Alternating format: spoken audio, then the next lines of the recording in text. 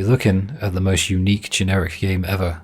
It is expertly average in everything it does, and that's why I love it, and also hate it. It is the quintessential 6 out of 10, and it is mid incarnate. For a while I thought that if mainline Final Fantasy games were like legit relationships and FF Type-0 is a one night stand, but turns out it's secretly one of those games you could lose over 100 hours to, regardless of whether or not it's a particularly good idea to begin with, despite having a short story in comparison to the mainline ones. And the fact that it started on the PlayStation Portable, which is an ancient archaeological fossil that can sometimes be found in attics. It's a game that doesn't really feel like it knows what it wants to be, so it tries to be the darkest Final Fantasy ever, but in many ways ends up the goofiest and most stupid one. But we all suspend our disbelief at different altitudes, don't we? And I guess mine was suspended when I realised that the game's still just about charming enough for me to forgive these hilarious failures, at least to the point of playing it again and doing an essay on it. It's a game that starts with a dude and his chocobo dying, slowly and painfully, as he literally cries his way for an 8-minute cutscene. That's right, 8-minute opening cutscene, 8.5. But then the cool music plays and we're Class 0 storming the gate and we're taking back our school from some army. And then before we know it, we're summoning Odin and wrecking people and right into school life at academia. Not that academia though, a smaller, more cozy academia that's only sometimes fully 3D. Speaking of 13.2, like academia, did you know? Type-0 was part of the Fabula Nova Whatever series of FF games, when Square Enix wanted to build an expanded Marvel universe of Final Fantasy 13 isms. It's a sub-series of Final Fantasy games that has a set of lore principles, you could say, like the xiii, xiii. Yeah, it doesn't technically take place in the same universe. I was surprised to find that out myself. So while it does fall under the same mythological umbrella of 13 and 15, Noctis will not be turning up, and Lightning won't be either. I have never, in all my 142 years, seen an FF game take such a why not approach to everything it does. But it's in every aspect of the game, to the point that it's at least consistent with the weirdness that pervades the game's every punctuated groan, as it tries to be literally everything and does barely anything all that well, all while stumbling and falling over itself in a way that's hilariously endearing and makes you love it sometimes. It makes anything with more colour than a soggy sausage look incredible by comparison. Maybe that was a plan, maybe they're geniuses, maybe I'm coping. The PSP isms of the smaller maps keep it from getting to be too much, and I enjoy that because I'm sick of bloated games that fill themselves with stupid shit in order to conceal the fact that playing them is like doing the digital dishes, having short and sweet missions where I'm graded for every single one and incentivized to experiment with different approaches to them. I like that. Different party members, sometimes even secret areas and different routes through the level is a brilliant way to do this approach. And it's the perfect antithesis to that open world monotony that overextends itself in most games, at least these days. So it's a breath of fresh air in some ways, but also very much not in others. PSP games just had this suddenness to them that lent itself to this game perfectly. You got the Final Fantasy crystal wankery, the half-baked geopolitical stuff, you got much of the lore and information being resigned to a room with a book in it. That room looks gorgeous though, since we're actually playing the console remaster. However, the graphical disparity between Class 0 and everyone else is shamelessly, hilariously brilliant. Like most things in this game, they didn't even bother. It's like it's saying, hey, ignore these other NPCs, they're not important enough to make really pretty, like the main cast, so they're going to clash with the environment, because we upgraded the graphics of the architecture, some of it, and the main characters, but not the other NPCs, so expect them to glow in a way that announces their archaic, anachronistic nature to the player at any and all opportunities, in a way that will probably take them out of the game and unimmerse them very hilariously. Whatever, it's funny, isn't it? It's funny, and that funniness is the thing that makes it special. Many games have flaws that annoy me, flaws that take up more of my time than I'm okay with, honestly. Flaws that you have to dance around and navigate, but Type-0 is mid in a way that doesn't ever get in the way of my enjoyment of the game. It's a breeze. I think the fact that it's flawed is probably one of the most endearing things about it. Once again, expertly average. It does borrow elements from other games too, in a very shameless way. You could very reasonably call it Trails of Cold Persona, and I wouldn't argue with you at all. It's a Hajime Tabata project, so he's the guy who salvaged the remains of FF15 and created something quite wonderful from those ashes. Wonderfully good in some ways and wonderfully terrible in others, and He had Yoshinori Katase producing for him, who worked on the original FF7, which explains why this game is so great in some ways and so abhorrent in others. But I imagine the pressure was off, considering this was nothing more than a PSP spin-off game, hence the experimentation that we're going to explore today. Honestly, I'm sad. I'm sad we didn't get a sequel, especially seeing as it was definitely the plan. But I'm also really glad at the same time, because in some ways, Type-0 feels empty and barren, but in others there's a genuine soul there, lying alone in an otherwise empty void of unfulfilled potential. In some ways it seems fleshed out and thought out, and in others it seems like they just threw darts at the wall and picked whatever it landed on, and that's how their design process was manifested. I don't think I'm overreacting there. Type-0 is a weird game, but it was the spin-off PSP game, and so it used that license to indulge in a kind of esoteric freedom to do whatever it wanted. And with that came the good and the bad, essentially. Now, I'm going to rip into this game like it's a slice of toast that got jammed in a toaster, but I don't want you to think I hate it, at least not completely, or love it unconditionally. So I don't hate it, and that's weird because I probably should, but for the sake of being the guy who tries to be balanced as well as unnecessarily deep in his analysis of video game thingies, I will try to keep it on a level, and also showcase why this game is still something I don't regret paying the money for, like some other games. This game is lost, but so am I. Maybe we can find it, maybe we can find ourselves. Final Fantasy Type-0. Yeah. When 999, the depths of reason should... Whatever. This game's pretentious as hell, but we're gonna learn to laugh at it as we go. It's a skill best picked up early, like how you master the combat and other things. Like, it cares more about appearing deep and profound than it does actually being deep and profound, or at the very least, making actual sense. Cryptic speeches are a thing from the very first 2 scenes in the game, actually, those being the main synopsis scene, with all the simple lore, and then the first actual cutscene of the game where they're all, for them, the path was not chosen.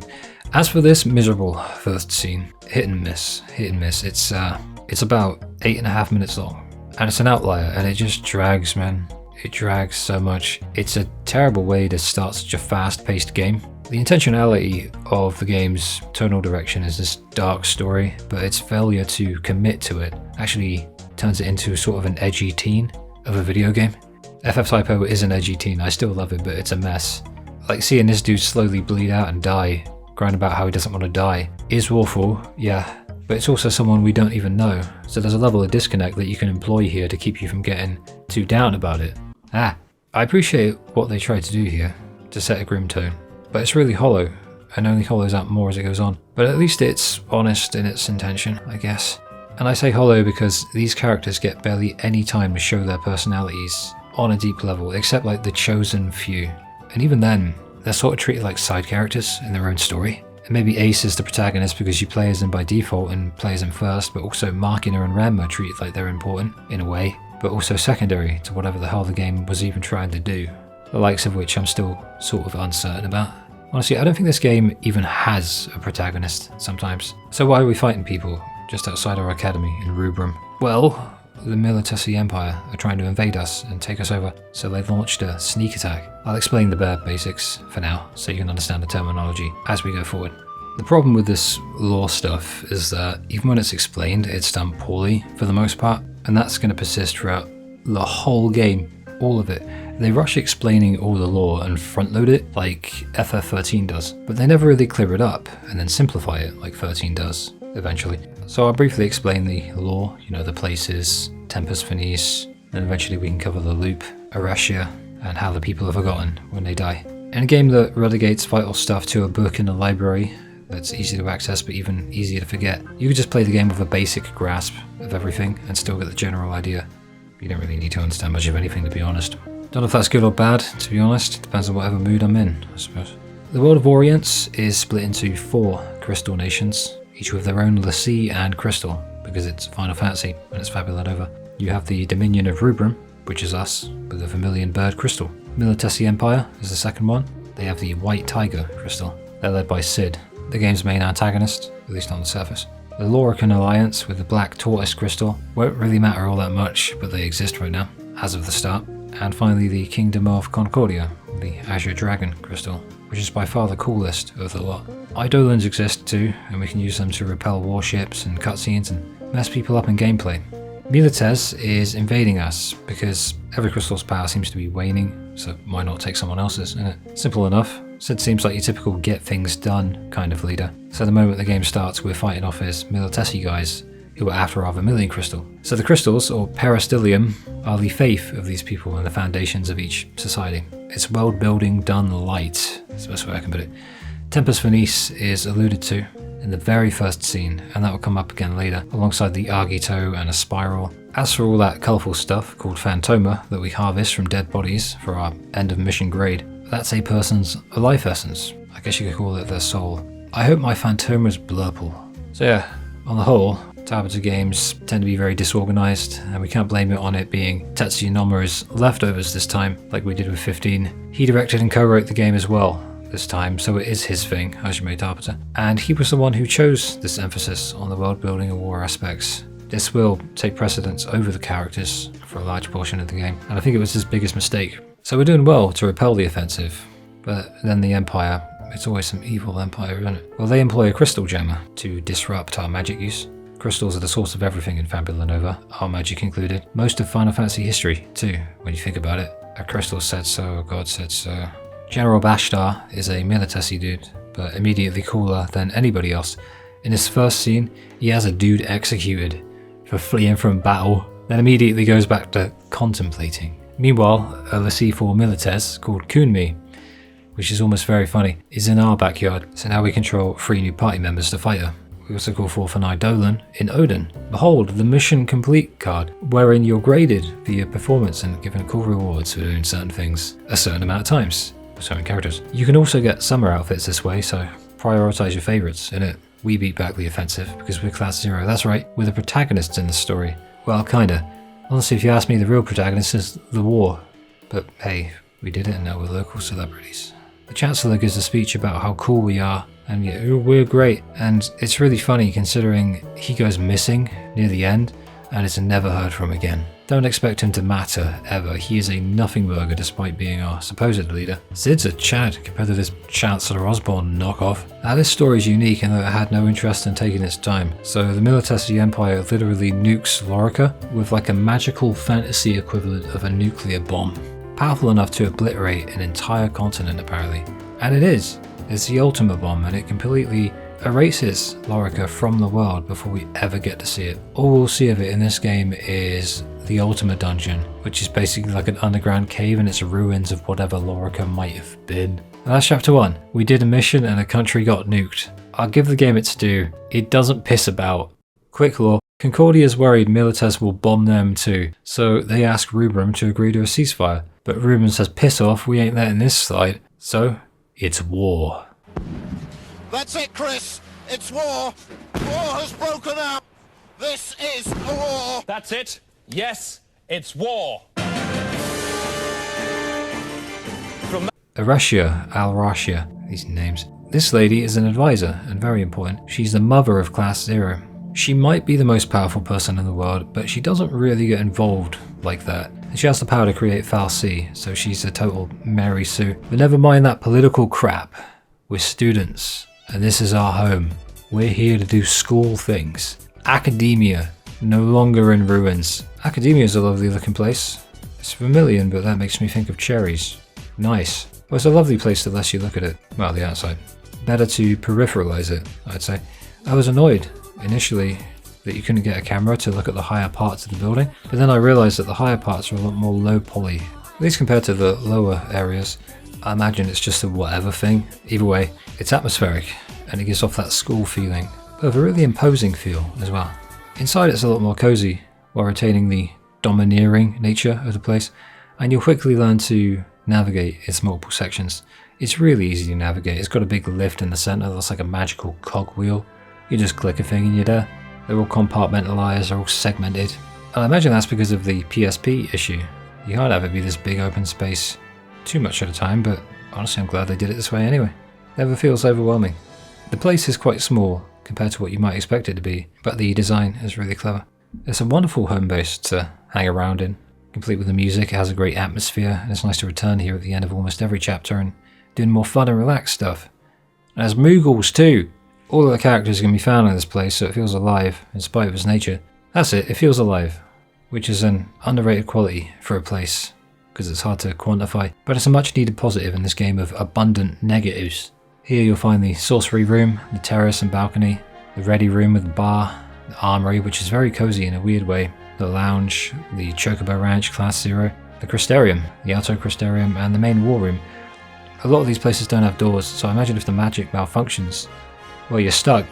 There's a dude named Kurasame, and he says he's our new commanding officer, but 9 says we only take orders from Mother, which sounds like the lamest thing anyone's ever said, but then we attack him one after the other and he embarrasses us. Kurasame's based, and we will follow him now, into the depths of hell. Machina and Rem, Tweedledee and Tweedletwat, are the 2 gormless looking plebs, and they were like childhood friends or something. They're new, and arecia says that arecia, I never remember. I'll say it different ways throughout probably, it's okay, it's like how I mix up Type-0 and Type-0. It happens. These 2 aren't special like the rest of us. Arecia is an asshole to everyone except us for the most part. Honestly, I don't like her. I think she's uppity. You can call me whatever you want. I hope to be of service, Kubel. Bellend. Whatever I want? How about... Moglin! Moglin! Moglin! Moglin! Lin! No, Kubo. No Lin, Kubo. But besides, I do have a proper name, Kubo. Hmm? What is it? That's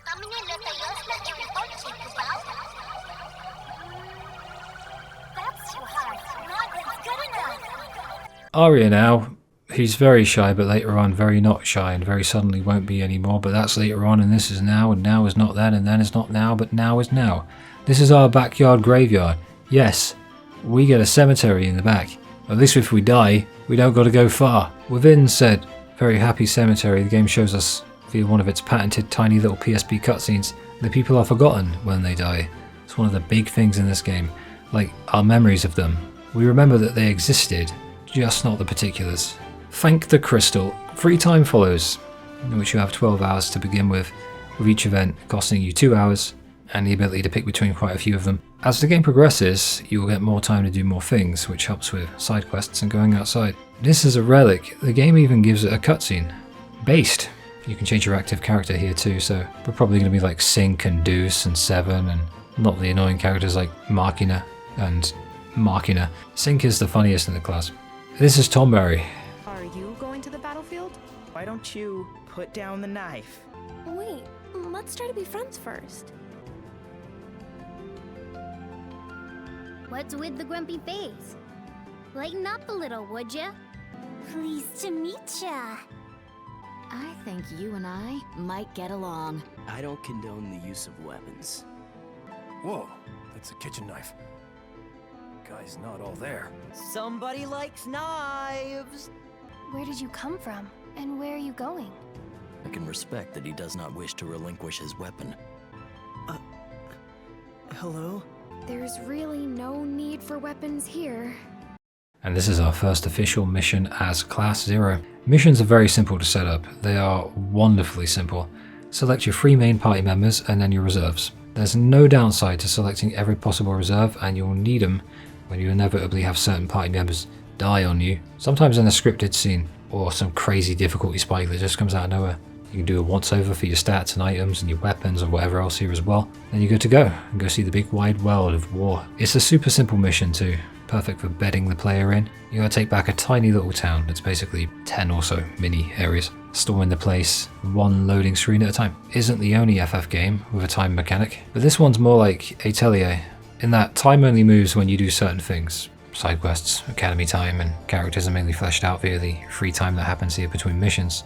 And this is also your main way to get to know the other characters too. But the downside of this run around the academy and pick the most interesting looking person with an exclamation point over their head approach is that, as ever with JRPGs, our favourite genre, there are some esoteric and archaic things that'll lock you out of optional content in a really stupid way. It's not fair. Now, it's not like how I moaned about Final Fantasy VII doing it in a video that may or may not be out yet, because they do it in the main story. In FF7, and Type-0 isn't nearly as fleshed out as the game anyway. So once again, for better or worse, it's at least in line with the overall ethos of the game's design philosophy. Still, take the Emina quest, for example. which actually intersects with Kazas's. The content in these side quests is great, but the requirements will need you to either look up a guide, which I recommend, or just play the game a crazy amount of times, which the game absolutely wants you to do. The happy medium was not reached in this game, but it is what it is. I moaned about this kind of thing in FF games before.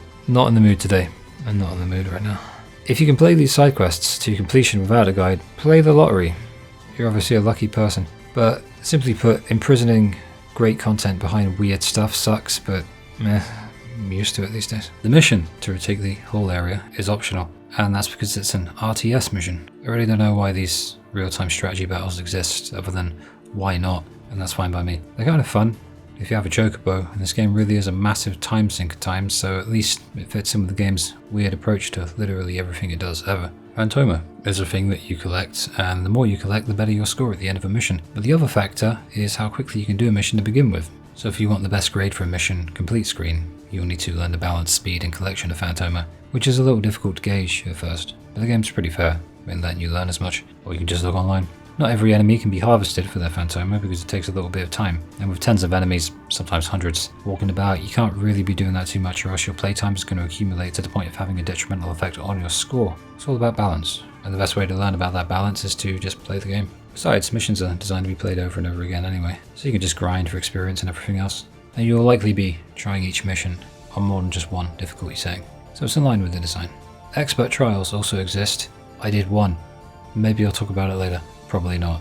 Luckily, there are only 3 RTS missions in the main scenario outside of expert trials, and you don't have to do any of them. But if you're a trophy hunter, just know that I grabbed the platinum with no Code Crimson missions or expert trials. You literally don't have to touch them. They say you get like cool items and stuff, but obviously they're not needed, are they? Know that you can now enter the towns that you've liberated, and that means buying things, like items and gifts, much of which you'll give to Emina for a side quest. This dude to xiii. xiii. They don't have to take orders from us, they just listen to the crystals, but sometimes they get involved for their respective nations. They have 0 personality and are not interesting. I think xiii, and I think of our Final Fantasy 13 family. Not these guys. They're boring. I think of Saz and Lightning. Arecia is being hounded by the nameless commandant for the death of Izana, who's marking his brother, who died in the very first scene. Turns out Ace specifically asked for him. Later on, Makina will get a revenge plot around this that doesn't really go anywhere and gets forgotten fairly quickly. Poor Izana. Hey, if you liked him, just know that in the non-canon happy ending, he actually gets with Emina. That's why 9 is all angry. Good for them. Instead of definitely getting killed and potentially killed, they get to hang out and be happy together. Oi! You can do tasks as well, all over the academy, just for the record. They keep things a little more fresh than they'd otherwise be. You can also leave academia. You do it during the free time sections, at the expense of 6 hours, so only go out if you really feel like it's worth it. Occasionally it will be. Chocobo breeding is available too, and it incentivizes getting every chocobo you can find out there, as well as some good greens for them to be bred well. It's not like Final Fantasy VII, where you gotta work out complex mathematical equations and do algebra just to get a chocobo that can access the best stuff. Music's kinda mid, to be honest, but with some understated songs here and there. The whimsical, silly music is great though, and the guitar tracks are good sometimes. But yeah, the quirky music is really where it shines, and beyond that, it's going to sound mean. It's what I like to call orchestra slop combat.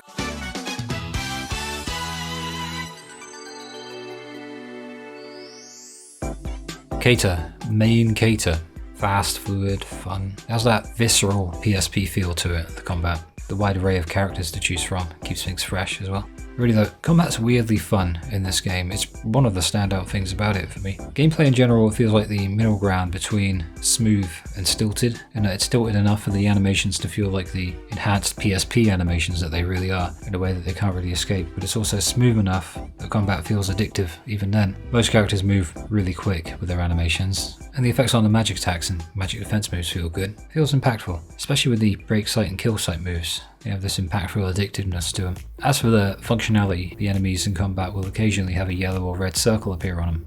That indicates that you can either do serious damage with yellow, which is a break sight, or a red circle, which gives you an insta-kill move, which is called kill sight. This seems OP on the surface, but without it the game would lose its fast-paced nature, and that's what makes it so fun and exciting. I'd say the abundance of playable characters does mean that some will be more balanced than others, and some will be downright broken, and that's why I main Cater and never use Jack. But for all I know, Jack might be the Lord of Death, with that samurai sword, and I just never bothered to use him enough and pursue his leveling system, because he annoys me in combat and outside of it. There's no reason to do so anyway. You only need 6 characters leveled up for the final dungeon. The rest are just kind of there.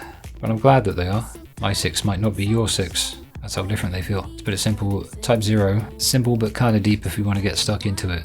Melee is your this doesn't cost anything attack. Defense includes a move literally called wall, wherein you erect wall magic attacks. Are super fun, although I don't use them all that much. Healing spells are obvious and I don't gotta tell you what they do. Obviously they fire your taxes for you.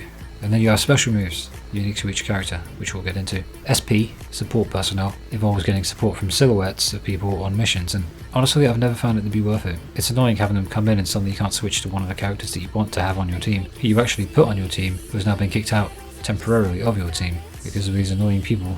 If you can't do a mission without them, then you have bigger problems anyway. The names of developers pop up though. Yeah, it's not worth it. Sometimes you'll fight side by side with a version of a character but with the name Hajime Tabata, which is silly, and I do like that. Eidolons are cool. Erdin Zantetsuken, for instance, if you fully charge it, can one-hit kill an enemy. And once I used Shiva, literally once, ever, and she was alright, I guess. So I guess combat's about quick thinking, knowing your characters well enough to get the best out of them, and being good at dodging. Simple enough, but not always easy.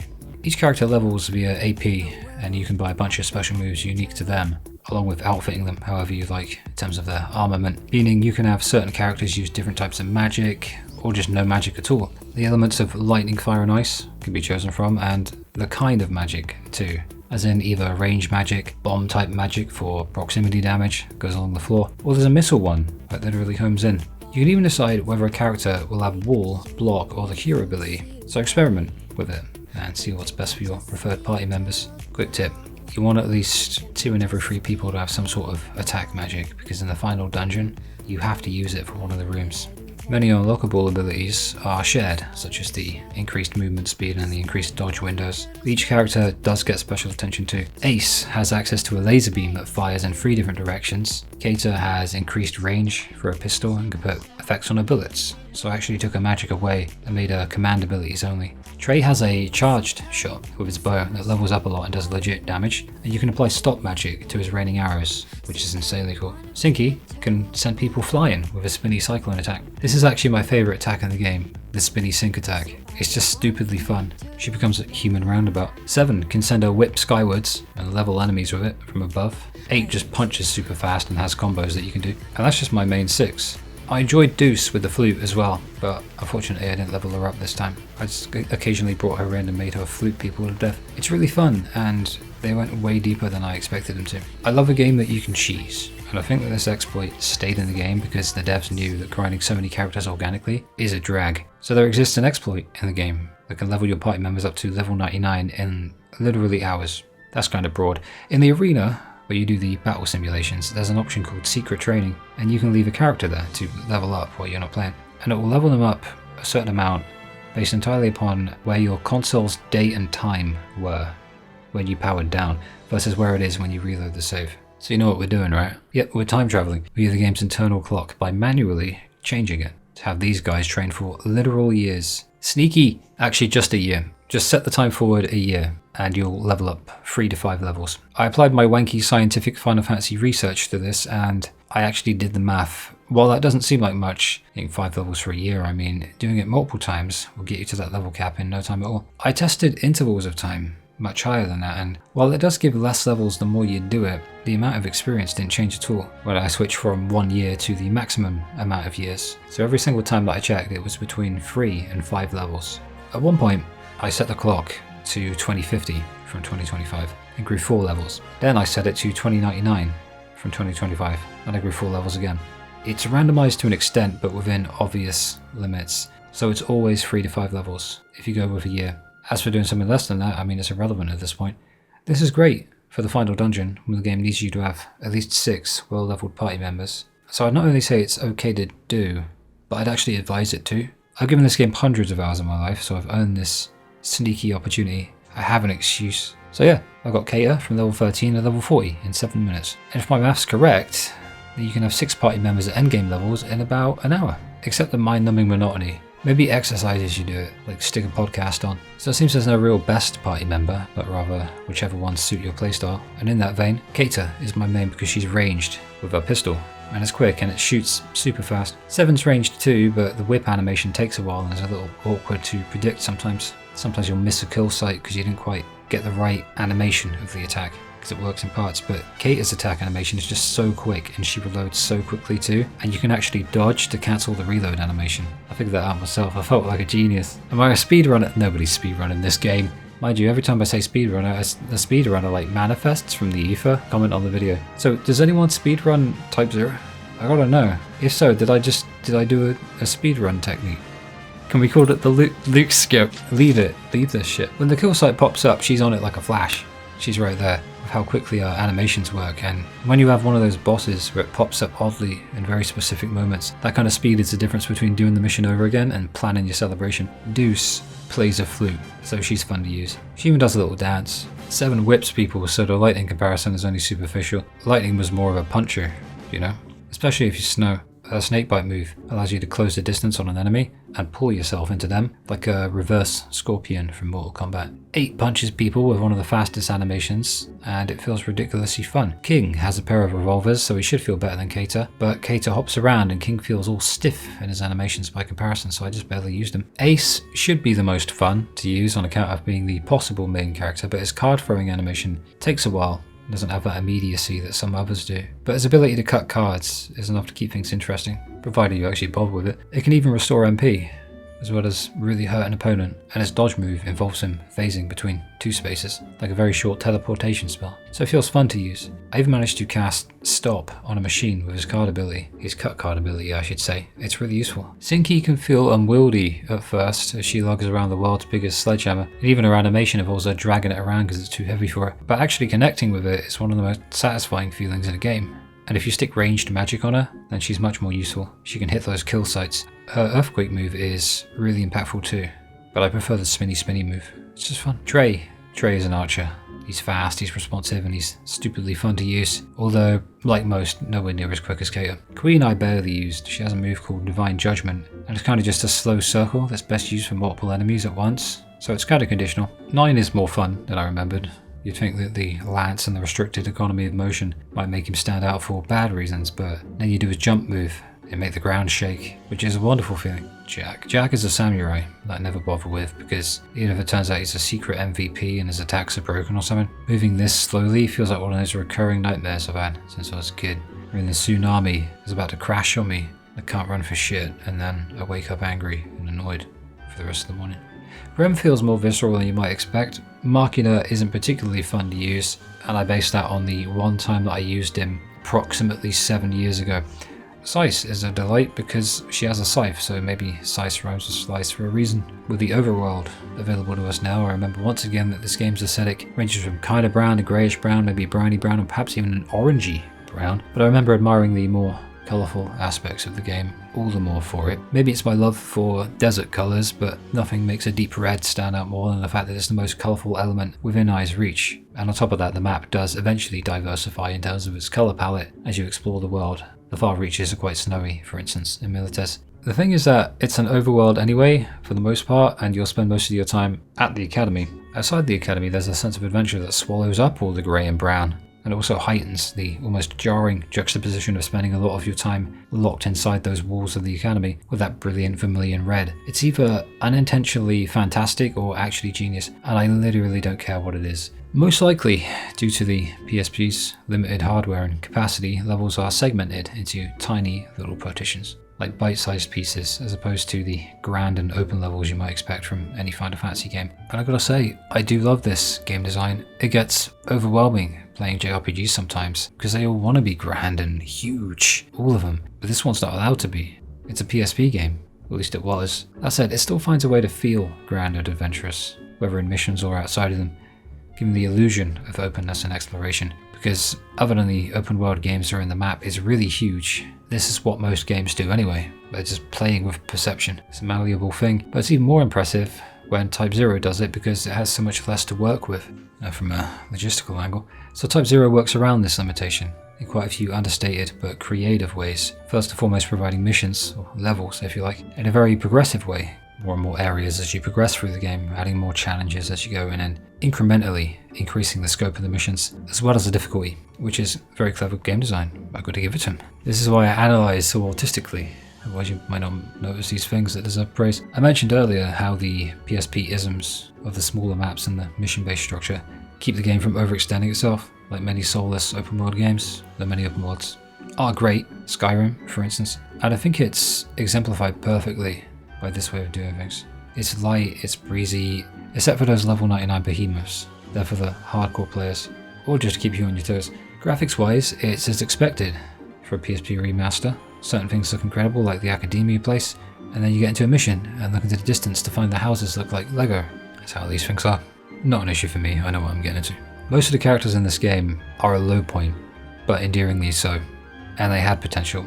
The gang gets barely any scenes of just hanging out compared to what you might expect, compared to like the war stuff for instance, and when they do, it's usually resigned to a very short cutscene, and the non-canon good ending shows us an example of the kinds of great scenes that we could have had with these guys, where they'd have fleshed them out more, both heightening individual characters and the group as a whole.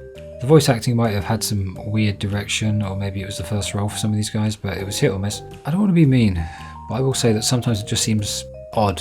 Okay, a lot of the time it's odd. You'll have to hear it for yourself. There are these weirdly long pauses, weird emotional responses to things, just whatever in it. Some of the voice acting work is actually really good. I think what happened is they have to match the lip flap, but there were these long bits of silence. Like, how do you match that exactly? Do you go against the lip flap? Why was there silence? Whatever. I said they're so bare bones that the character section in this essay is literally just this. I mean, we'll talk about people as we go, maybe, but for now, Sync is funny, so's Aria and King and Keita. Seven reminds me of Lightning in a way that's actually shameless from Tetsuya Nomura. Emina is a complex character with an interesting backstory that ties into Kurosame and Kazusa, since they were all besties, but other than that, there's not really anything to take Togoref Stronghold to finish up this take the land back stuff. Much bigger level and much harder than the rest. It has a save point halfway through and an encounter with Bashtar, who has a cool flying machine now. God damn it. It'd be difficult if the leveling exploit didn't exist and I hadn't already done some leveling with it. And I say that as someone who realised he was underleveled here for the first time in around 2018. Bring at least 2 ranged characters unless you want a headache. Not only is he airborne, he's fast as well.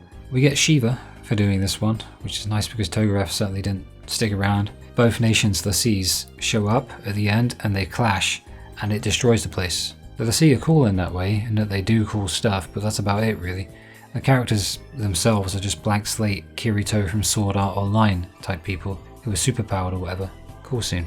They show the death toll at the end of the chapter, to I think get across just how serious this game is. And I guess it kind of works, but it's a case of telling instead of showing, and it doesn't hit the mark for me at all in terms of like the emotional resonance, but well, they tried. Upon going back to the mission to do it again, you'll find that there's more to it than initially seemed to be the case. There's 2 big golems, an indoor area, and one of our named schoolmates dies. You can talk to her during the free time before it, so that sucks. This is a good segue to mention that this game seems to care more about the shock factor of killing people than making you care about the people who were killed. This is going to come up a lot in this game. With the exception of the ending scene, there's often no real connection to those who die, and it's a real failing of the writing. I think that the characters are put on the sidelines in service to the overarching narrative and themes, and that's ironic when you consider that the theme of war and death doesn't hit so hard unless you can connect with the people being affected by it. That's how you tell stories, people, characters. Targeted games are hit and miss, basically, and more miss than hit. In fact, the only one that really hit for me was 15. My enjoyment in this game is in spite of its failings. As for Crisis Score, well, one thing at a time. But I do love the variety in this game. Gives another reason to replay a mission, besides the obvious benefits. Sets a precedent of telling the player you never know what else you'll find if you try things even slightly differently. Mission lasts about 60 minutes a second time. It was good enough for an A rank, so it's not always a straight shot that you might expect. By this point the game's shown you its secret formula, and it'll gradually ramp up in difficulty and scale, so redoing missions via the main menu is a given at this point, even with the leveling exploit, since it's good practice too. And the reward for good grades can be really helpful. Free time now consists of over 3 full days, so you'll have ample enough opportunity to do those 2 esoteric side quests with Emina and Kazusa, provided you follow the guide, otherwise you're screwed. So chapter 3's first mission is an underground waterway for about 10 to 15 minutes, and man, it's hard to see. It's all foggy and grey, but it's meant to be.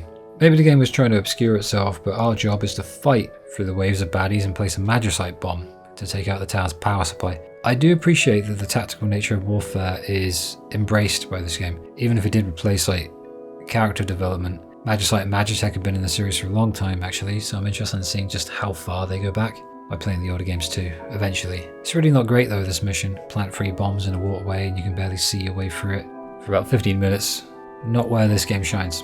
Milites excavates the Lorican crystal from under the remains of its nuked corpse, and now they're stronger. The second mission of the chapter is a lot better, though. We infiltrate a Militesi R&D lab, using sabotage and espionage to take out their weapon manufacturing capabilities. We take an MA and operate it through the snowfield, infiltrating the lab, and this, without any real insight required, is the most tactical the war aspect will ever feel in this game. It's funny that they managed to dress up such a simple game from a gameplay and combat perspective with the illusion of tactical warfare for the most part, but this feels like the moment in which it actually manifests that vibe into a way that actually feels like it's commensurate with what the developers were attempting to do in terms of the narrative relative to the combat. I noticed that the Fabula Nova subseries likes to make enemy nations snowy and almost inhospitable. Niflheim in FF15, which sounds like Nippelheim, is really similar to this place. The stealth section's really ephemeral though when it kicks in, so if you're expecting Metal Gear Solid levels of stealth, then might I suggest, well, Metal Gear Solid. Like many missions, you get a big level 70 something boss that'll wipe you unless your endgame levels are good, so you just gotta run around it for now. It gets much more action oriented after a while and becomes a really huge mission, complete with a scripted kill to one of our party members, a bunch of battles, a decent boss fight, and then an unwinnable boss fight. Nimbus is level 142 and the special op just involves trying to hit him 30 times. This is the norm for missions now, really long, drawn out and expansive set pieces, all broken up into manageable sections that keep it fast paced and exciting. This was only the 4th mission of the game, but now that they're at least 15 to 20 minutes each, you really feel like you're getting a lot of gameplay for a PSP game that feels shorter in many ways. With this balance between missions and academy life, I feel like balance in general is something that the game actually got very much right, with its gameplay cycle at least. Missions seldom ever feel too long, maybe the expert trials later on, but they are meant to be that way. And the free time sections provide a welcome enough departure from that gameplay cycle so that it doesn't become too predictable. You can get into a trance with these missions, with how there's always something new to try.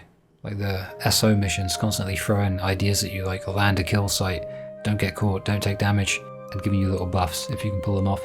And that, combined with the hectic and frenetic nature of how the missions play out, leads to an addictiveness in the mission structure. In the story, a ceasefire is called, and so the mission's over because the crystals did a thing. This chapter is the game's first attempt at 2 distinct things. First is the departure from the norm, being taken out of academia, and second is the fact that it's so story heavy, and the story's happening in a way that directly involves the characters for once, our main characters, and so we get to see them actually reacting to it, and not just in some end of mission cutscene with a death toll and a super serious narrator telling us who got a bomb dropped on him this week. The characters feel proactive instead of reactive. It's a shame it's not the norm, but whatever. This is Milites from the inside. We're stuck here during the ceasefire, and it's cool to see this place from within, even if it's just a few roads and a building, but it is the PSP. This is a Queen of Concordia. She called the ceasefire and has a pet dragon because Concordia has the Azure Dragon crystal. She says that the crystal wants balance, not war, and so it's a similar metaphysical slap to the face that you might be accustomed to in Final Fantasy games. Certainly in Fabula Nova, people versus the will of some magical wanky crystal. Essentially, these are the crystals that wipe our memories of the dead, so honestly they're not winning me over. Machina and Rem seem more annoyed about that than the others, so they get points. The free time section here is this room, plus some other outside areas, but you don't want to miss Aria's event in which she shows herself to be less of a shy girl and more of a mouthy one. That's why she was told not to talk so much. I prefer this version of her, she's funny and has spirit.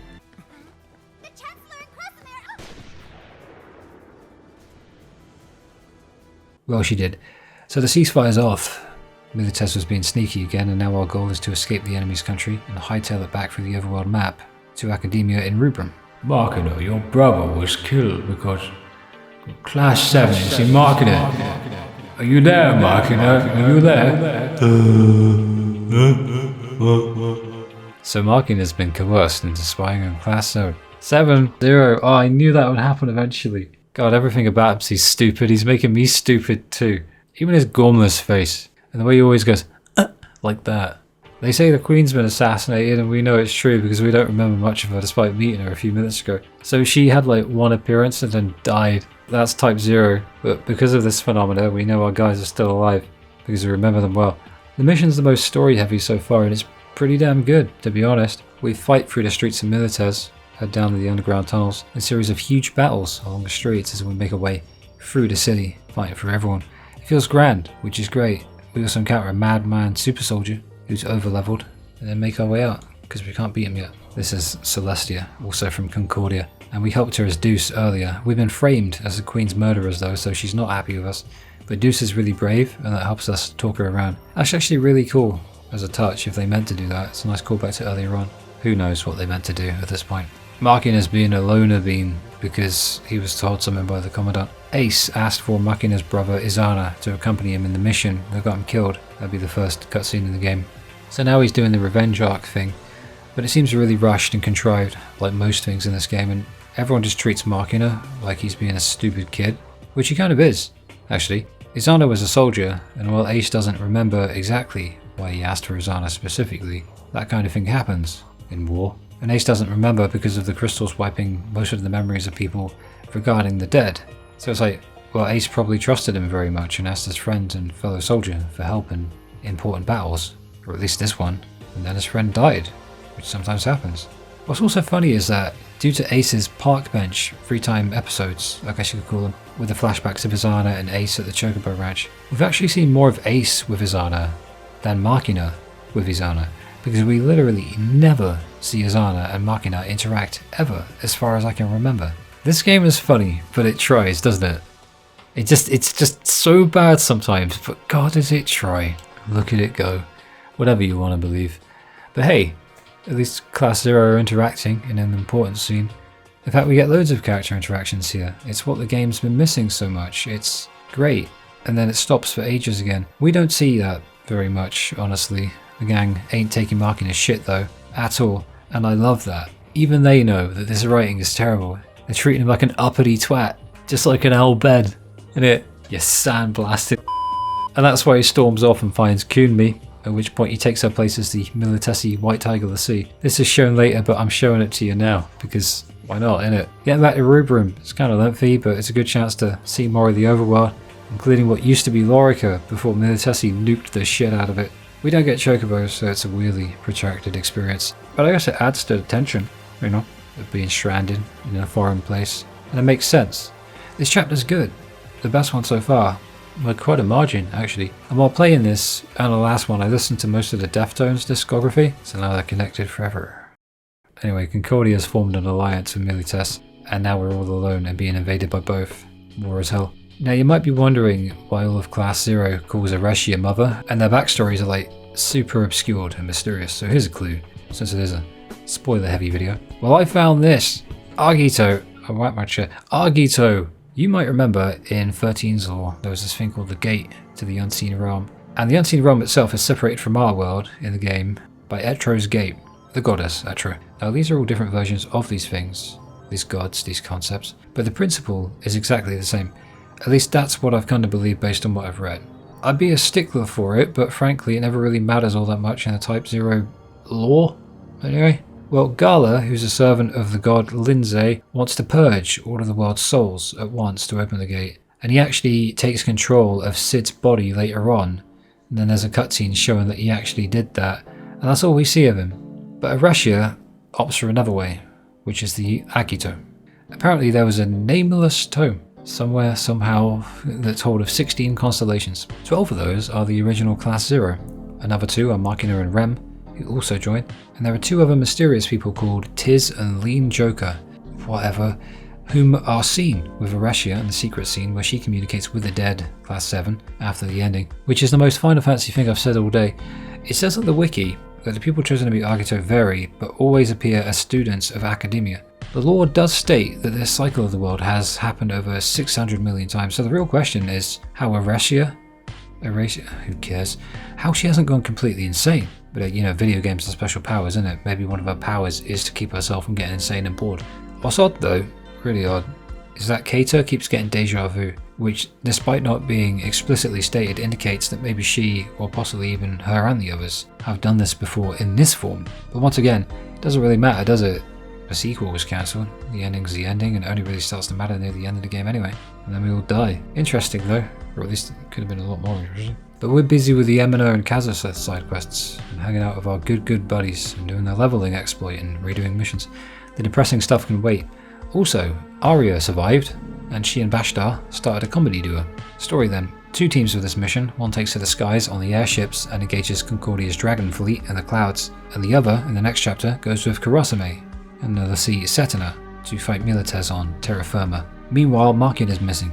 Judecca first, and we start on the airship in the clouds with sort of a turret minigame, using the gun to shoot down wyverns. It's cool at first, but then it drags, like most video game gimmicks, actually.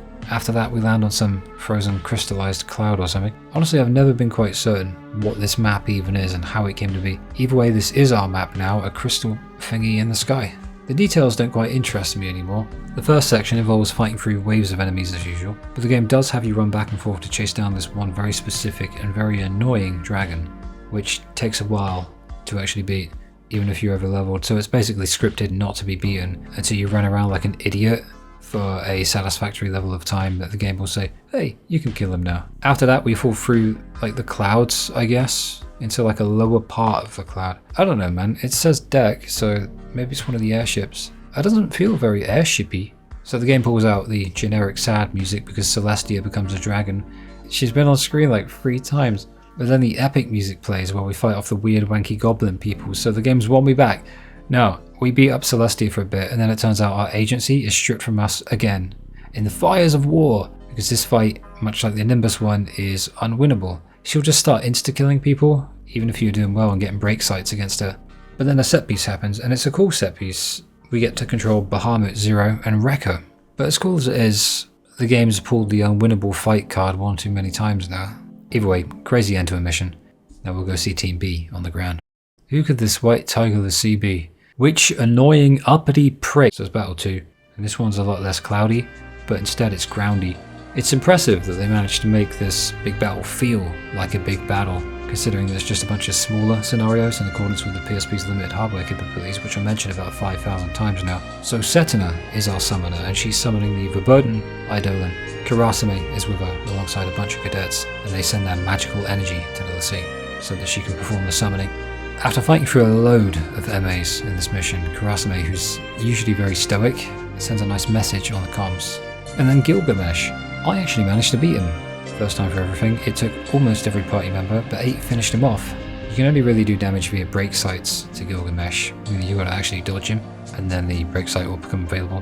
Hit him too quickly after that and it won't. It's quite specific. I like that. It means you actually gotta be tactical about it and get your timing right. So it's doable at a high level, and technically not another unwinnable fight, just one you'll likely come back later for. But hey, the Eidolon wipes out the rest and we've technically won both battles. All that's left is to go to the capital of bootleg Niflheim and finish off the Militesi Empire. Problem is, despite winning the battle, loads of people died, and now in summoning the Eidolon to finish the thing off for good, Cetina, the cadets and Kurasame all die as well, like frozen in place too. Kurasame's is like annoyingly funny because he's doing some Michael Jackson pose, and I hate that it makes me laugh because he was a great character. Cetina just turns to crystal actually. I guess that's not technically death. She's fulfilled her focus, as I'll see. But she's been the character for like an hour at this point. Kurasame's death sucks though.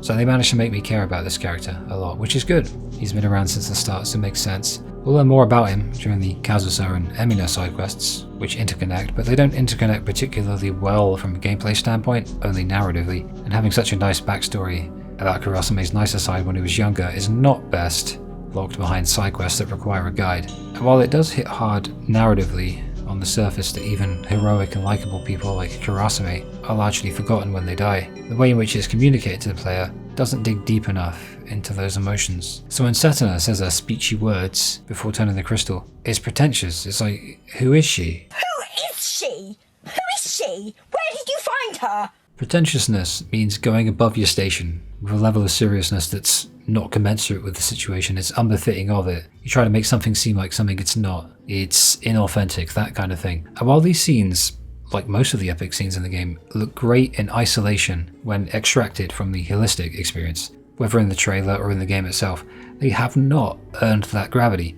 Cetina is barely a character, and that goes for most of these people. They just drop things on you and forget that things need to be built up with a solid foundation in order to stand upright and not fall apart when things get turbulent and crazy. It's all about balance. So when we're at Kurasame's grave and the sad piano music is playing, it feels like an insult to my intelligence. I don't have much intelligence, but whatever intelligence I do have, very, very offended. And that's despite the fact that this death actually hit the mark. I'm not saying it doesn't hit the mark at all, obviously, because I just said it did, but I guess it's just annoying to know that these cool ideas and scenes were wasted on this game, which is just built on flimsy pretext. What makes it even worse though is Ace then singing a song. God, it's cringe shit. And 8 saying, crying won't help anything. Actually, it helps quite a bit, mate. And everyone's all, we'll proceed forward. It's like the game's speaking to me. Maybe proceed a little slower. Take your time, game. How rushed was this game? Everything feels wasted. Anyway, Moglin's our new man in charge, so I'm happy again. Chapter 7 has the most free time of any chapter because it's the last chance to do so. So it's split into 2 increments, the first being 7 days and 12 hours, the second being 5 days and 12 hours. So even the 2 most important side quests, where you only get 3 chances a day to do them, will be able to be completed very easily here. Speaking of which, even with all of the minor tasks that you can pick up and all of the optional dungeons, there are 2 quests that are worth doing, but they require a guide to do. It's so specific and there are so many arbitrary steps that it's not even worth covering here in terms of how to do it, so I'll just talk about the good stuff. So, Emina and Kazusa's side quests, without a guide, you're not doing it the first time. You're just not, unless you want to play the lottery. Or the second actually, or the third, or probably any time at all, because it's stupidly specific. But the side quest itself is very cool, and the most substantial of the game actually, and basically one big side quest, all of them together. Through this side quest, we learn that Emina and Kazusa were friends with Karasume in a little friend group before we joined the academy. And this is actually the deepest that the game will ever go into the concept of death making people forget you because of the crystals, because they know that they lost their friend and Kaz is curious about who this guy was. So he reconstructs Class Zero's memories, or something of that nature, finally allowing him to create a picture of the 3 of them in a scene that's more emotionally resonant than most of what you see in the main story. It's brilliant, it's clever, and it's inordinately difficult to do, making it an annoying situation again. So I guess Emina's side quest wasn't strictly the fan service look at her with a secret camera and perv on her side quest, and Kazusa's side quest isn't strictly the weird fetish side quest where he puts you to sleep and does whatever he does with you. But hey, that's what happens next. Well, the world changes so dramatically and so many people die by the game's end that it almost feels redundant to mention how certain people end up. But for these 2, I guess it matters. Kazusa, well, apparently he helps rebuild the world and the academy, and Emina is an interesting one. The reason we've been spying on her, other than the obvious fan service, is that one of the senior members of staff has reason to believe she's a Militesi spy, and so he plants a hidden camera in a room. It gives us the sheer magic that allows us to see through her clothes. The spells ramp up in intensity, and the idea is that you eventually find the barcode on her back, proving that she's an Imperial agent. No one's surprised about this, it's a JRPG. But the quest kind of falls flat here because the game gives you the option of either turning her in, or being nice due to her wanting to stay here and essentially defect to us. But they find out anyway, rendering the whole thing redundant. It's a shame, but potentially deep character was kind of just sacrificed on the altar of wank bait. Tabata himself was asked about it, and he said that she likely couldn't avoid capital punishment after she got sent back to Milites, but Milites isn't a thing for much longer anyway. I reckon they would have brought her back for the sequel, but that just died when Tabata left, so like most things, who even cares at this point? Forgotten, such is the will of the crystals. But hey, in the happy ending she lives, as does everyone, and we get a glimpse of what this game could have been if the writers were even remotely competent. It's so weird that Tabata made a game I love so much in 15, but also this absolute mess. What's even more weird is that I do still like this game too. Final Fantasy is just weird. It's just a spin-off, but it's a magnet of a series, you know, it just pulls you in. With Concordia taken and Celestia beaten, we just need to wrap up this whole war thing with a complete invasion and takeover of Milites. It's not quite the final mission, but the penultimate one. We see Aria with Bashtar and she wants to stick with him because he let her be his minion, as well as saving her life, so I guess even though Milites shot her, they saved her too, technically. Whatever, it ain't gonna end well for either of them. So this mission is literally a boss fight. That's all it is, it's just a boss fight with Bashtar in another little MA. Problem is, as likeable as he seems, some weird Imperial soldier rigged his machine with an Ultima bomb. He thinks it's over for them anyway, and he's right, and so he puts a nuke in Bashtar's thingy, like the one that took out Lorica, an entire continent, you know? Turns out Bashtar is a really good dude. He flies his MA up into space to make sure that the bomb doesn't hurt anyone else. What sucks is Aria watching from a distance, but what sucks even more than that is that if you've met the necessary criteria, you can unlock a scene in the Crystarium in Chapter 8, which shows Aria then getting shot again, but fatally this time. Yeah, she straight up dies. Once again, they're just killing people off for shock factor. It just seems so cheap. She's had a few scenes. She was good though, she was a good character. so it works, but once again, it just feels cheap. I don't know how else to explain it. The game doesn't always hit the mark with their attempts at being dark, but I will say it was dark when they just straight up shoot it. What's interesting here, even though the game feels kind of over, you've got to walk all the way back down the overworld to get home to Rubrum. But it makes perfect sense. It gets across the scale of the world, the scale of the conflict, and it also allows for this.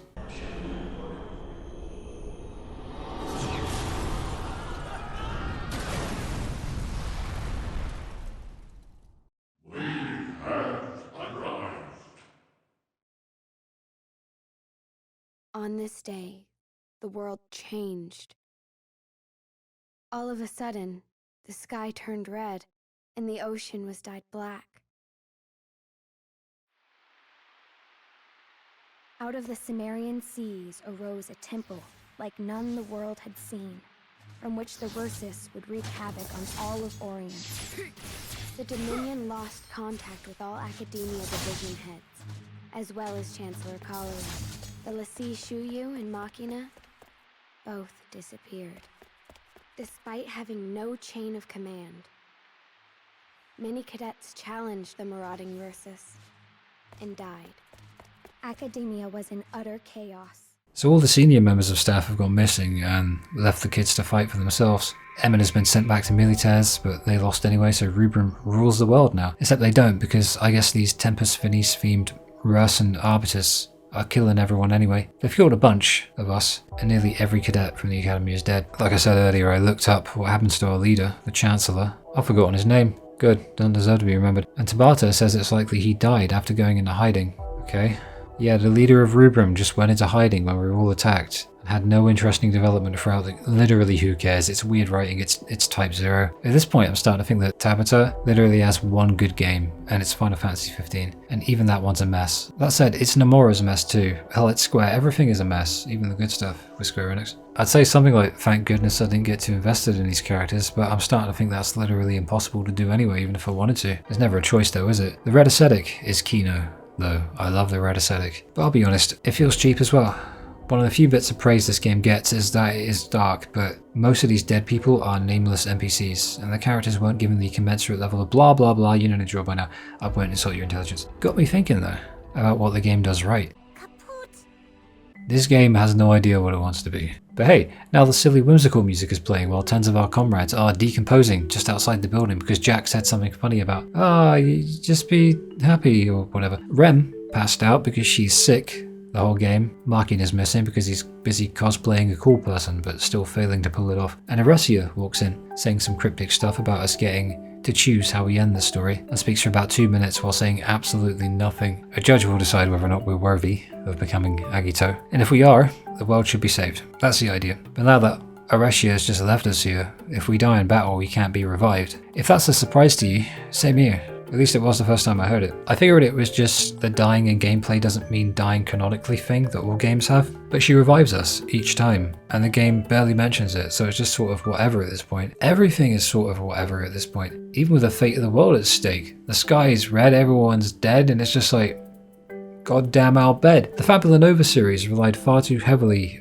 on its mythos when it came to the overarching story, to the point wherein everything can be traced back to the crystals willed it, or the gods willed it, and humans are just pawns in some grand game. And in some of these games we fight our fate and win, in others we lose and it looks like we've won but we haven't. But in this one, I'm just kind of over it, you know? You know what I mean? FF13 made it work, 15 stumbled because of it, and Type-0 just feels like Burnout, even though it came out between the two. Celestia turns up and offers to take us to the final dungeon in her dragon form. Final dungeon is called Pandemonium, it's where Sid is waiting. We're the chosen one, so we've got to go and try to become Agito and save the world. Celestia takes the short way back down. I did say earlier though that this is not Sid. He has been possessed by Gala after being murdered by him. This is revealed in the secret ending, but it doesn't really matter, because then you'd have to look up the Crystarium and hope that there's an entry on Gala to understand what the game should have told you. The final dungeon is a difficult one because it throws a bunch of unavoidable objectives at you, and it feels almost like a moving puzzle, but it's new in that respect as well. There's a section involving doors. It drags on far too long, and this is also where having 6 leveled party members really pays off, otherwise it's even more of a slog. And that's it for that. I hate final dungeons, I ain't harping on it, okay? I will say, it looks lovely in the first area. There you go. The stars are great with the red and the black. There's an option to become xiii, but that leads to a bad ending, and I forgot that and I became xiii by accident. I looked it up on YouTube because eventually you fight outside of academia and all the verses are closing in, and it's like something out of a horror. It is fantastic. Like, the spectacle of this scene with them all coming in like this is incredible. It's probably one of the most well done scenes in the entire game, but I think it just goes on forever until you die. So yeah, bad ending. But then in the canon one, when you inevitably restart the mission, Rem is woken up by the crystal and becomes a xiii instead. After some more crucible challenges from Sid, they call it Sid's Crucible. I don't know if that's lame or cool. It's both. And then we die anyway in a scripted moment, and it's rubbish honestly. It says get to the top of the steps without being knocked off, and you can do it, and he'll just say, I'm done with you. I was like, are you kidding me? How many more times is this game going to strip me of my agency in a way that's not even necessary? Rem and Machina are in a cutscene next, and they fight as xiii against each other. And I get why Rem doesn't know that the other one is Machina, even though he has that uppity twat walk. But why doesn't Machina recognize Rem? Or does he recognize her and then just fight her anyway? Because a slow walking section after that, after we've been basically fatally wounded by Sid, reveals that both Machina and Rem crystallized in each other's arms, indicating that they at least fulfilled their focus. So Machina is then revealed to have stabbed Rem to death, and then he seems surprised. It's like, wait, did you know it was her or did you not? Like, maybe the mask clouded his vision? Maybe the clouded vision is a metaphor? Maybe this game is a fucking mess and I don't give a fuck anymore? It made me swear. I've been trying not to say that word. Whatever, I'll give myself one or two each video. They're both reborn soon anyway, and Machina's still boring. He's like the cardboard box of the Final Fantasy franchise. So literally, it doesn't matter. This game is like pure unfiltered ass when it tries to be a serious thing, except for the ending coming up. Machina became a xiii because he felt weak and he wanted to protect Rem. Wow, that's deep shit. Man, that just makes me want to fucking cry, bro. That's just, wow. That's just, reminds me of that time you remember. Anyway, it's a JRPG, so you know what that means. Sid, the final boss, not really Sid, Gala, becomes a wanky demon. He's level 99 and we can barely touch him. So once again, it's an unwinnable fight. And even if it is for narrative purposes, it's just way too overdone now. But it's all good. We get revived and receive Machina and Rem's power. And now we can actually do damage to him. But it's very conditional and it's still going to take ages. To win, we hit a break site move with each party member. Yes, every single one. It takes ages. Really difficult to do with 7, for instance. And then we absorb the judge's Phantoma. This is another reason why Kate is the best, because she just hits it right away. But if I'm playing the footage now, you're just going to see me failing to get it right, because it's quite a short window. Now the reason why Sid became the judge is not explained in the main game, nor is the reason that Class 0 die later on, so I'll say now that it is the Phantoma we absorb, apparently, that makes us die. Arecia revives Machina and Rem, and now says that the world will change, the one where the dead aren't forgotten, and then we get a dream sequence of Class 0 hanging out, which isn't just upsetting because it's not real in the game's canon, but also because it showcases once more what the game actually could have been and what it sorely misses in moments like these. Now the scene where the whole class dies here is a really sad one, sure, but it's mainly sad because, once again, it is symbolic of what could have been had things been different, and how much more of an impact it could have had. I've seen people crying over it, you know, playing it, I get that. You won't catch me doing that, but I've seen other people doing it, right? And I understand. I'm not a complete heartless bastard. It's just drawn out as the opening scene, but it's actually deserving of it this time. And we see everyone talking, accepting their fate and facing it together, and we're seeing these character dynamics again. And it's like, that's great. Where's this been? Machina and Rem are to see over the new world and help rebuild it. But see, Machina's been positioned as the unlikely hero of the story, who eventually comes around, saves this trad Becky housewife GF, then goes on to rebuild the world as the important guy in history.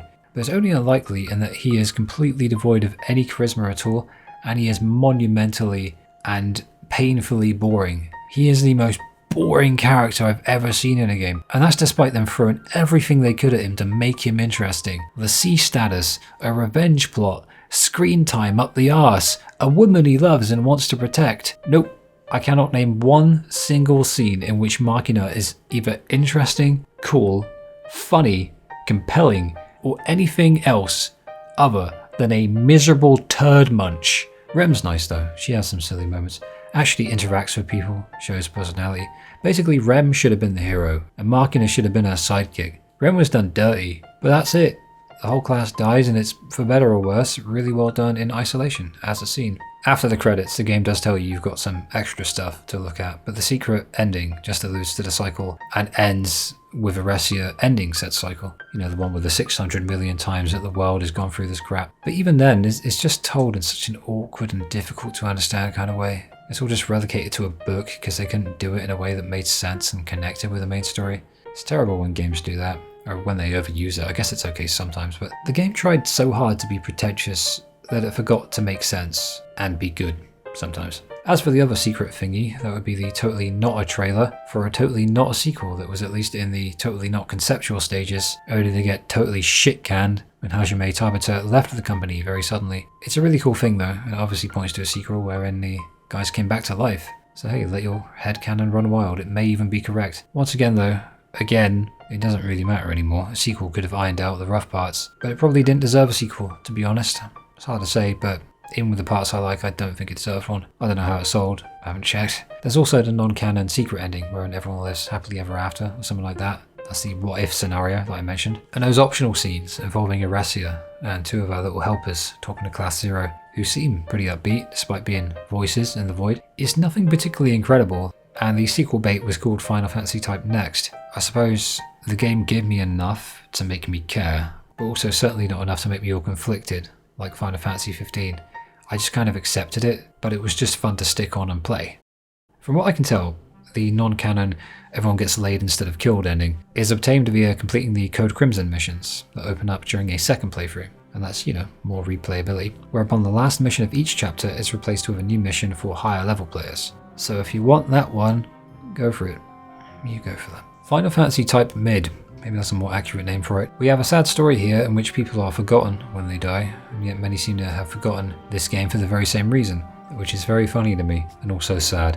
The game has concepts, but it doesn't know how to use them well enough to make a lasting enough emotional impact outside of the final scene, and it took them killing the entire cast of main characters, if you can even call them that, in order to achieve that much. We never see the characters genuinely wrestling with that, but rather just bringing it up from time to time before just moving on to whatever else. It doesn't reward you for investing in the deeper concepts, so there's no reason to get involved in it to that degree. It's at its best when you just treat it like a bit of a nothing burger and accept it. You probably have the most fun that way. It is a dark game at times, and its concepts are unique and compelling on paper, but the paper they wrote it down on got shredded up and eaten by a dog or the hamster or something, and what we play is just pieces scraped up and glued together, many of which are in the wrong place. I like metaphors. And sometimes I like Type-0 as well. Sometimes. I like it for what it is though, not for what it tried and failed to be in a really cringy way. And the spectre of that failure still lingers over it like a rain cloud, but you know, I'm in Britain, I'm used to the rain. But it did have insane potential, really insane potential to be one of those cult classics that people love despite how different it is to the established Final Fantasy norm. The amount of characters though, while cool on paper, means paper thin development. And by development I mean developing the character, not growth during the game or anything. They just have to be fun to watch. They are fun enough for characters that are just side notes to the theme of the game, existing in service to it though, so that sucks, but it's enjoyable because the game doesn't always suck, and when it doesn't suck, it blows. No, just kidding. Well, sometimes. It can be great, occasionally. So what is it that makes me like it a little? Well, it's just good mindless fun, with some goofy moments and some funny stuff, the occasionally hard-hitting scene that actually hits the mark, and it has a ton of stuff to do, alongside a lot of extra and hidden little additions. And it ain't some 50 to 100 hour experience that demands an insane time commitment, like many of the others, but if you put that time in, you will find those extra things. And I guess there is an incentive to do so, especially if you like the combat and the way that the game sort of moves. So if you treat Type-0 like a fun little game that you can stick on and mindlessly play for a while, it's kind of perfect. Its biggest mistake was probably in overextending itself and aiming to be like a deep, character-driven experience that's story-heavy with deep world-building and rich lore. But in the end, that attempt ended up feeling as disparate in weight as the PSP does to the home consoles on the PlayStation. You know what I mean? It tried to carry way too much, and while it wasn't because of it being a PSP game, Metal Gear Solid Peace Walker, for instance, proved that you can do the story-heavy thing on the PSP. I think it's just a case of a project that never really got the time and energy it truly deserved in order to see what it was truly capable of. Or perhaps the devs just weren't good enough to pull off what they wanted, or didn't know what they wanted. There's so much silliness in this game, and sometimes I think it should have just been a slice-of-life anime game type thing. And it's a potentially great story, told in an overly convoluted and shallow way. And if it didn't have the Final Fantasy name on it, it'd probably be one of the lowest rated games of all time. But it's fun, I guess. It's got a relaxing vibe when it ain't killing people by the truckload. I guess Type-0 left me feeling a little hollow about the whole thing, but also wishing for more. So yeah, the epitome of the 6 out of 10.